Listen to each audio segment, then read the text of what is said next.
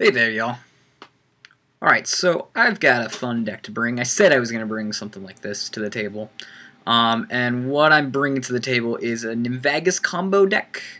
I saw an article online that talked about someone using Death's Shadow instead of, oh god, what is the tutor called again? Flamekin Harbinger? Flamekin Harbinger?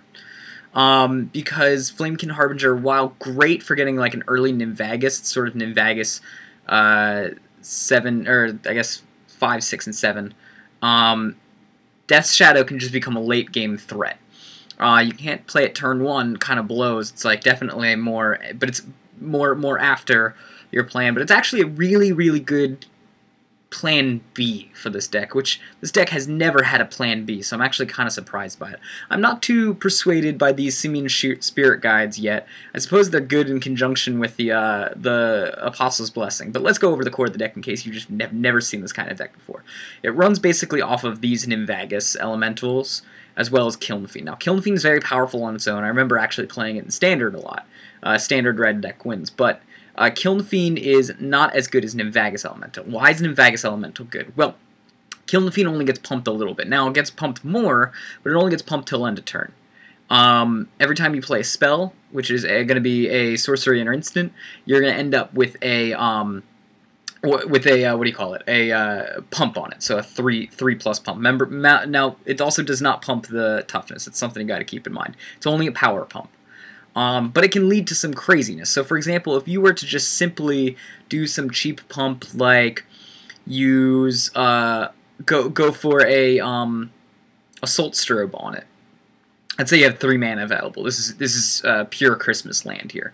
But let's say you toss an assault strobe on it, and then you also do a tainted strike. So now it's got double strike, and it's also got infect on it. All right. So it gets +1, so it becomes a 2. It's a 2/2. Now, but then you have 2 different spells that you casted, so it gets a +6 because of twice going over. So now it becomes a 8/2. Not only that, it's an 8/2 with infect and double strike, so that'll kill someone on its own. And just imagine, if you will, someone's like, oh, well, I know how to beat this, Path to Exile, and then you play an Apostle's Blessing. You're going to go ahead and name white, of course, and suddenly, boom, you're in there for extra amounts of damage. And you really manage to just screw an opponent. This is one of those decks that can actually win turn 2 or 3 sometimes, and breaks the turn 4 rule. However, it is explosive, and it is just as unreliable too. Sometimes you get that, and it's awesome when you win like that. Just blows someone out of the water. But there are other times where you just don't, or the opponent has like dot removal deck, and you just can't beat it. Apostle's Blessing does a lot for the deck, but really what this deck needs to be tier, I would say strong tier 1.5 rather than tier 2, or below, is it needs more Nimvagus. If it ended up getting another card that was on the power level of Nimvagus, and to read Nimvagus, you exile a sorcery or instant you control while it's on the stack. It's kind of weird, it eats things from the stack rather than eating things from, like you play it, and so the effects don't happen. But you can do, for example, a turn 0, you play your turn 1 Nimvagus and they try to bolt it, then you play anything that can you know, be played for free, which is a lot of things, and suddenly you've got, you know, your dude is a 3/4 and survives the bolt. This deck is very bolt resistant. However, it's not abrupt decay resistant, and it's not Path to Exile resistant. It's got a couple cards that dance around it, but that's about it. Honestly, if I'm just trying out some stuff here, I may take out these Simian Spirit Guides for more slaughter packs. I really like slaughter packs, but I understand Simian Spirit Guide's kind of cool for that, getting that turn 3 kill, especially when you're under-mana'd and you need like a powerful Ground Rift. Now, Ground Rift is cool because all these decks have multiple functions. Ground Rift allows you to make target creature not block. A while ago, I had a person who was at like 11 life, and I only had a Kiln Fiend out. But I managed to, like, I had an Assault Strobe that I didn't play, But I managed to draw a Ground Rift and immediately could win the game because I would go Assault Strobe, Ground Rift, choosing his Goyf and his Scavenging Ooze that were ready to block my dude. And I got the +4 pump, so he went up to, +6 pump, so he went up to 7 and then became 7/7 Double Strike, does that 14 damage. And I just win because his guys couldn't block. This does not work on Lingering Soul tokens, but hey, what can you do? Thoughtseize is also kind of cool here. It's a really good card in the fact that you can play it, know what you're up against, and sort of like screw them over. It's also cool because you lose life, and that allows you to pump up your plan B, which is Death's Shadow. I don't know if it's better than having something like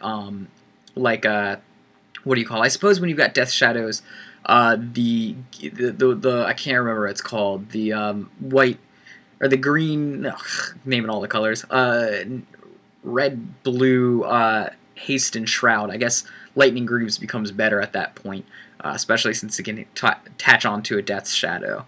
But I guess, yeah, I guess Thoughtseize is actually better than what I thought it was now that I'm thinking about it. But I really would like to hit these two Shimmy and Spirit Guides. I haven't seen them become like worth anything yet. Really like to get rid of them, probably put in more Slaughter Packs, because Slaughter Packs can turn 1 save my my Nimvagus Elemental from a bolt. What you do there is, specifically so you guys know what's happening, you target the Nimvagus Elemental with the Slaughter Pact, because there's probably nothing out on the board turn 1. They go to bolt, or they bolt it, you do it in response to the bolt, then you eat the Slaughter Pact, and you don't have to worry about paying for the Slaughter Pact. Not to mention it also gets something out of the board, and you're probably going to swing for the win if you Slaughter Pact. Alright, we can keep this, it's fine, we can see what's in his hand, and we can Kiln Fiend next turn, so we'll try to get rid of some unsavory things.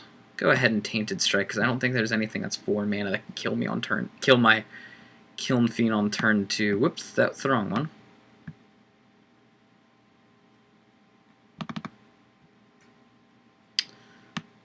So it's Storm. Alright, so we need to do the best thing to get rid of his Storm count.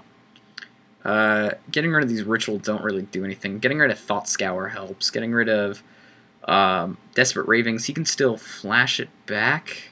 I think Thought Scour is probably better, because discard 2 cards and discard a card at random. 2 mana draw spell, well, Thought Scour is not.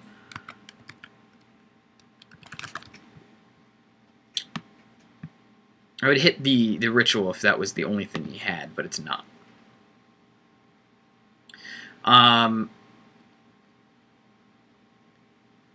Or like a Metamorphose if he didn't have like any blue. The best thing to do is basically just to hit that Thought Scour.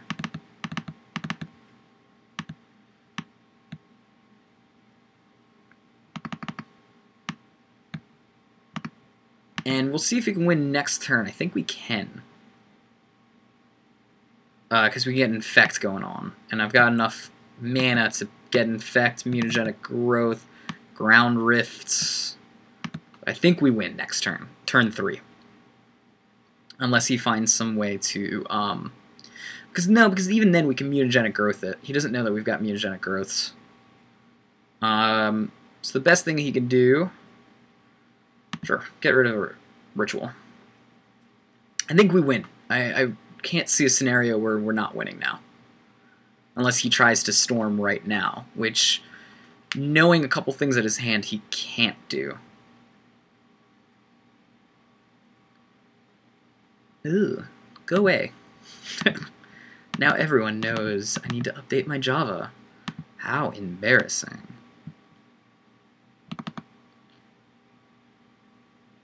So what we'll do here is we'll Mutagenic Growth.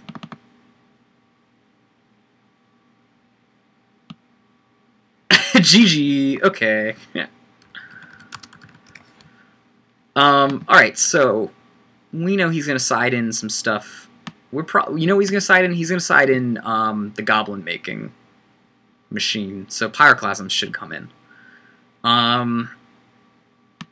Probably side in Duresses here too, because it's better than like Slaughter Packs. I guess Slaughter Packs are alright, whereas Dismembers are awful. We probably want to go balls to the walls combo. So we're going to side in Assault Strobe as well, taking out another Dismember. That seems to be what we want to do. We still got 4 more stuff to take out. So we're going to take out the Slaughter Packs. And anything else we want to take out? Probably something. Probably 2 Death Shadows. Because we either got to win fast or we're not going to win at all. Death Shadows is actually a mid-range card. Mid-game card, I should say. We can keep this. We got a turn 1 Duress. See what we can knock out of his hand.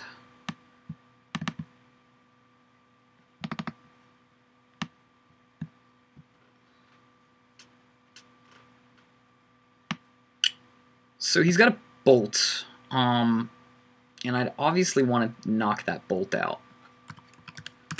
Because his Pyrotic Ritual and Desperate Ritual aren't doing anything for him right now. He must have been really leaning on that bolt, hoping that he was just going to blow me out with the bolt. But Duress does a super job of letting me see what's in his hand regardless. Death Shadow, not the best thing to draw. I'd rather have drawn something better than that. I'm going to wait to pump out my Kiln Fiend till I can do it with them all at once to get the most out of the attacks here. If he's going to bolt, he's got to bolt, and there's nothing really I can do about it. Thoughtseize is generally alright, but I think I'd rather just put out the Kiln Fiend and swing. We'll see if he tries to combo off next turn. I don't think he can based on what he had. He had like a lot of lands. I mean, you can search his library for some stuff, but I don't think he can actually combo off.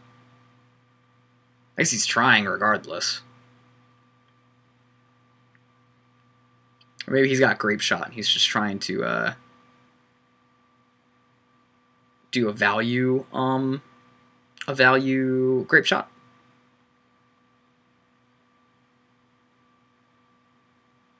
We're going to make Goblins. I guess Goblins would be the best thing that he can make. Empty the Warrens isn't a big deal because I can just give it pro red if I want.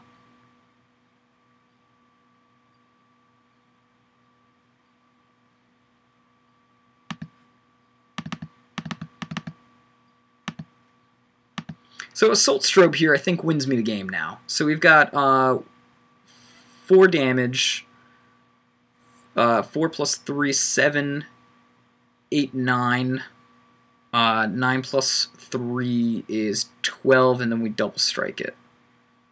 Oh, I don't have the mana for that. What do I have the mana for? I can do 1, 2, 3, 4, 5, 6, 7, 8, 9, 10, 11, 12. Yeah, okay, so that's still enough with the double strike.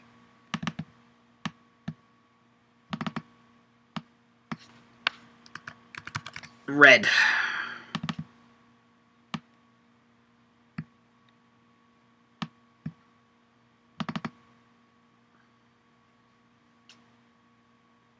Swan Song.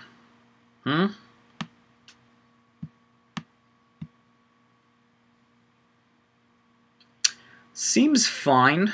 We're still going to be doing a lot of damage here. So 4, 7, 8, 9.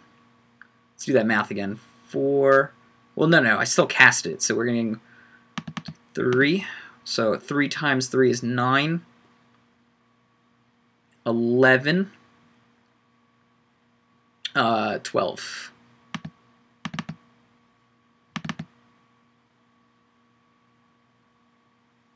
Still gotta block a goblin.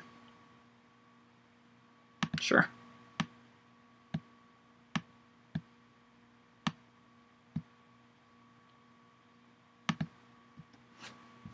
See, what he doesn't know is I still have an Apostle's Blessing. He can't kill me this turn. Unless he's got 1, 2, 3. 1, 2, 3. Even a blocker I can get around, so it's not a big deal.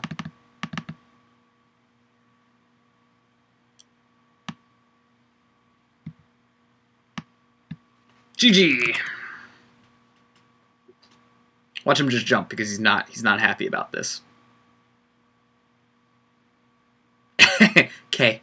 Goodbye. No GGs. No GGs. Kicked out of the game. Well, that happens when you play a deck that's like... But I beat Storm, though. I beat Dirty-Handed Storm with that. Like, come on. Oh, you really thought he had me, too. Sorry, dude. Anywho, so you can see the deck can actually get around a lot of the hate that people toss at it.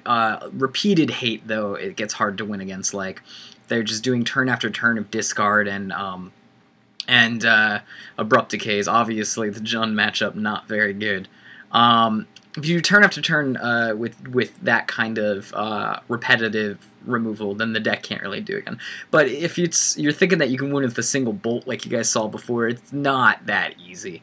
You guys saw the deck also at sort of half-paced.